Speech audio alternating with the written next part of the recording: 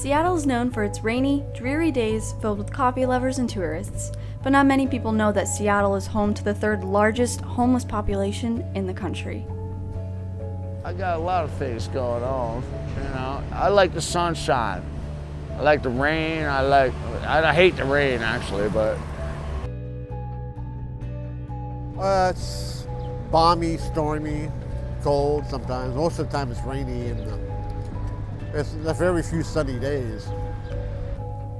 Some people aren't lucky with the element of housing.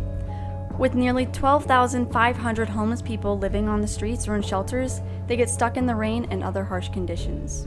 I go when it rains. Well, you see cover right there, and it's about to be gone. That's covered. Well, sometimes I go into the bridge there, or you can go to different places like the, what else? You can go up there to the market, go inside the thing there. Even though they're going through hard times, one man tries to spread the element of positivity on the streets of Seattle every day. I spend the day rotating from the corner where you saw me, 6th and Olive, near the Verizon. Then I come here, and then I float over to the next street, 5th and Virginia. And I floated around from city to city after my parents passed. By the way, I'm 55.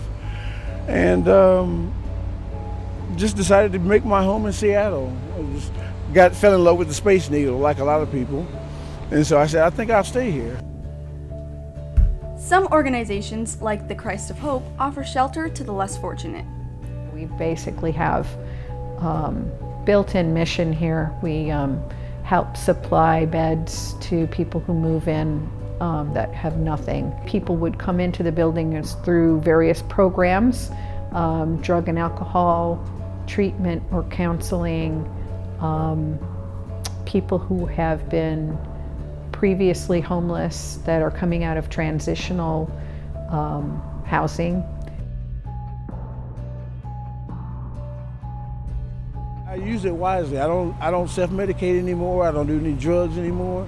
I knew at this age I had to let that go because I was getting older and I was concerned about that. You know, I didn't want to continue to pollute my mind and pollute my body, and the drug that I self-medicated with the most was crack cocaine.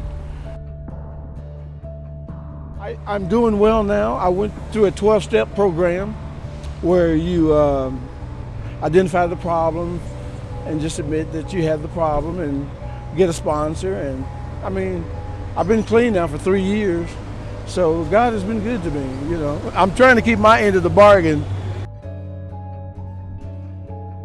I think I kind of missed my calling in life. I kind of feel like I was called to be a minister, or, you know, like a teacher or a minister, to give something, to teach, do some type of teaching.